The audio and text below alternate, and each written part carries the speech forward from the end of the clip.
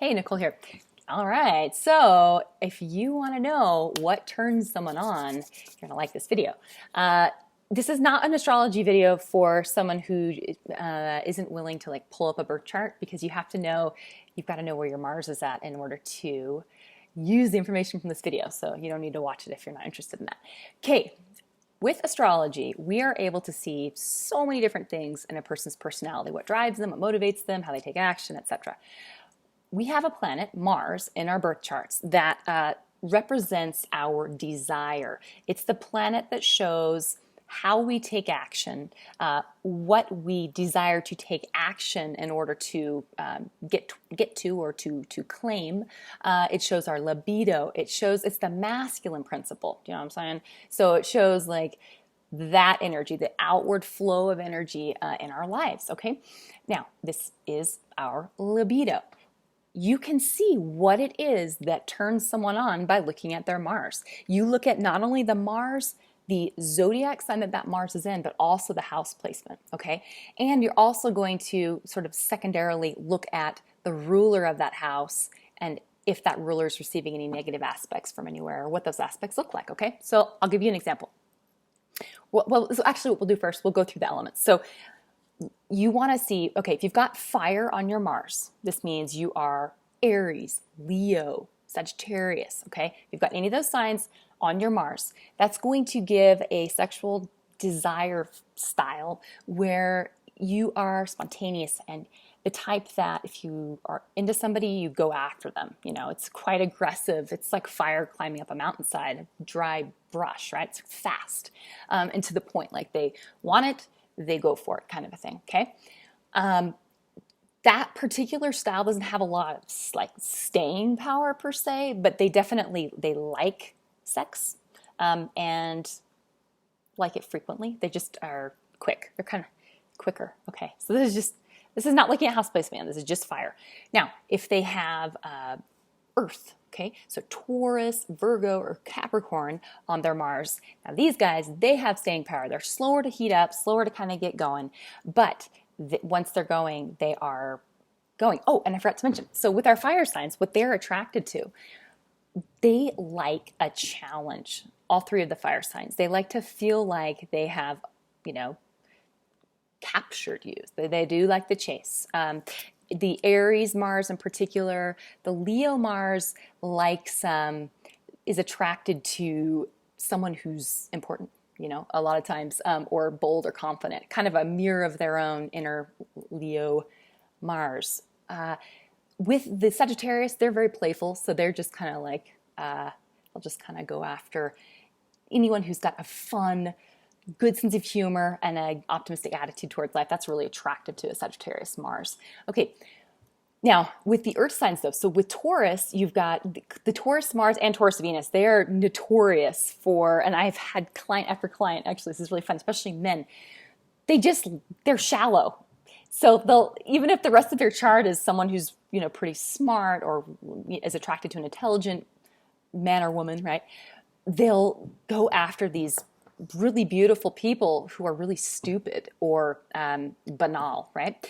But they'll go after them just for sex. So buyer beware. Find out that person's Mars, but not saying that all Taurus Marses are like this, but that is something that they can be known for. They're very lusty. They're all about the actual act. They don't really care about the talking. They don't care about the conversation and that part of the relating. They're just like, they want steak and potatoes, and it's time for steak and potatoes. Okay, that's how a Mars and Taurus works. Then you've got your Virgo, Mars and Virgo. Mars and Virgo. Virgo is the sign of self-sacrifice, but I think, and it's the Virgin, but I think Virgo is really misunderstood as a sexual planet. My Venus is in Virgo, and it's very sensual, it's earthy, it's funny because Virgos are known as being types who are fastidiously clean or like things really clean, which I do know too, Venus and Virgos, and this is obviously anecdotal, but the two that I know, they're close people in my life, they both are very clean. So I have my Venus in Virgo. Oh, my Mars is in my Aquarius house. That's probably why I don't really care. Anyway, side note. So with that Venus and Virgo, there's a how do you say, or not Venus, that Mars and Virgo, they they don't really chase after. It's more of a shy placement for Mars, okay? So these aren't the type of people that are going to be chasing after you. They're a little bit more wait for you to come to them kind of a deal and then pounce on you, I suppose. And then you got your Mars in Capricorn. Mars in Capricorn wants you. Yeah, they're going to, you'll know, like they'll come after you. They're like, you're mine, kind of that kind of thing. Okay, then we've got the Earth or the air signs. Gemini, first of all. Gemini Mars is going to be someone attracted to, they do like people who are just kind of fun, flirtatious, lots of texty, flirty messages back and forth. And Gemini types always write the longest, like, I'm like, how did you even type that? How did you type so quickly? And it's so long and so many words. That's Gemini. So that's what they're attracted to. All the air signs are sort of neutral sexually. They're not super sexed up people. If someone's got air on their Mars or on their Venus, they'll like thinking about sex and talking about it and maybe even reading about it or studying it or trying to understand it, but they're not necessarily always wanting to have it. You know what I mean? Like they're good even just to talk, have a conversation about it, you know, rather than, and then, oh, well, I guess I'm just going to go to bed now. You know, that's kind of, that can be a Mars air sign thing. Then you've got Mars on the, let me go through them. Sorry. Libra. Mars in Libra. Libra's in the middle. It's really neutral. To me, it just makes someone, gets overwritten so many times in a chart by house placement and by other aspects in my mind. It's a diplomatic, kind of gives a sweetness to their sexual nature, like accommodating and that kind of thing. You know, and with gender too, they're sort of flexible with their sexuality, with being feminine or masculine, and with, as far as what they desire, they're cerebral. They like, if you're smart and can carry on a conversation about the latest book you just read, you'll capture their attention at least for that evening. Okay, and then Aquarius Mars. These Aquarius Mars are really interesting.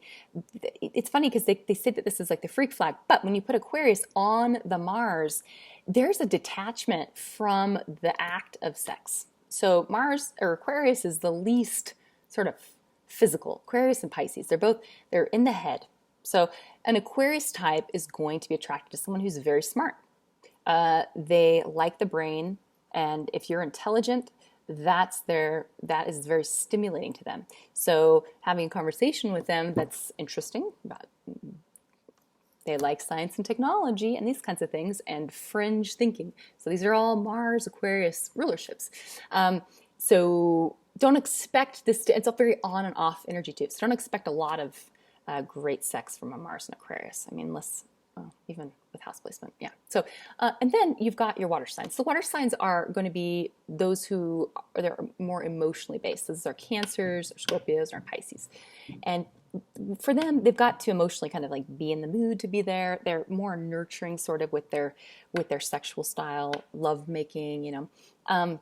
And you've got it with a Mars in Cancer, especially. I have this. So Mars in Cancer is very much your mood affects your physical body big time. So if they're tired or they're sad or happy or whatever, it's going to affect their sex drive. Very cyclical, up and down kind of a thing. Mars in Scorpio, they're like, no, they're tomcats, you know, that's Scorpio, and it's in Mars. Mars rules Scorpio, and Scorpio is like the planet or the zodiac sign of sex, you know, it's like the orgasm. So you've Mars in Scorpio, you've got someone who's got a very strong sex drive and they want to try anything and everything. Same with Mars and Taurus. Really Mars and all the earth signs will try anything that's like down and dirty. Mars and the fire signs are just kind of more like they just want to play and have fun and they'll do whatever. But lusty is definitely Scorp and all the earth signs. And then Pisces. Pisces is not super libidinous. So you've got Pisces on your Mars. You're someone who sex is not like on your mind 24/7.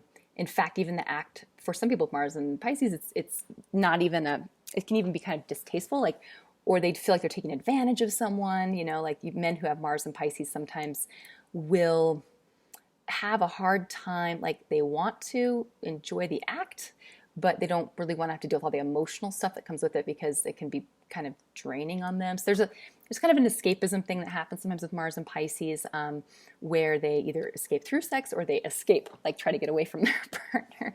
And they actually like non-physical forms of sexuality, you know. So I've had some interesting stories that I can't share, but from clients. But so anyway, that's the gist. Now, if you take that Mars and you drop it in the house in the birth chart, wherever your Mars falls, okay, we're going to use an example. We got a woman, she's got a Sagittarius Mars. It's a fiery, fun, playful Mars. She's the trisexual. She'll try whatever, you know, just like she likes to take risks and is very spontaneous and just a really natural, healthy libido, okay? Let's put that in the 4th house. That's the Cancer house, okay? That's a water house. So you got a fiery water mixture. You've got someone who's spontaneous and quick, libidinous in the sense that she's ready whenever. She's like, okay, sure. But in that Cancer house, that's an emotional, that's a house at the bottom of the chart. That's your sense of safety and security. So this person probably would be the type that'd be fun and spontaneous, but she'd sort of need to be in a relationship or know that she was really cared for by her partner, okay?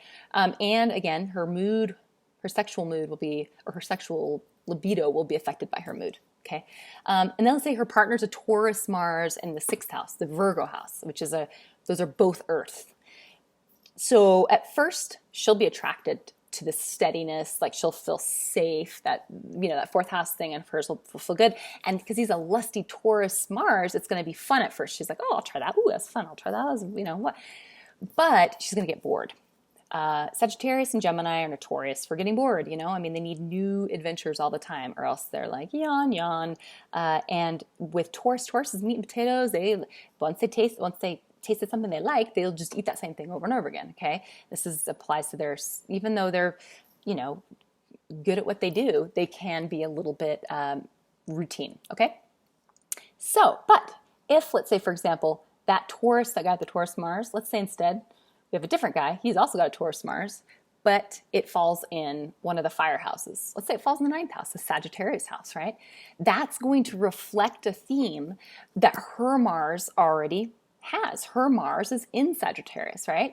And it's in a water house, whereas his earthy Mars is in the Sagittarius house. So he's earth to her water. Those two are they sextile each other. Those two elements go together well. It's just common sense.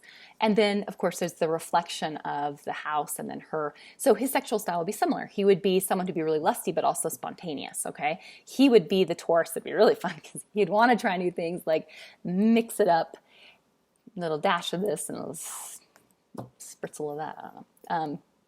So, okay. So as you can see, it's not just your Mars, it's where it is in your chart. And then it's also, of course, all the aspects. So, I mean, you throw on aspects. If you've got that Mars conjunct Pluto, that makes your Mars like a Scorpio Mars.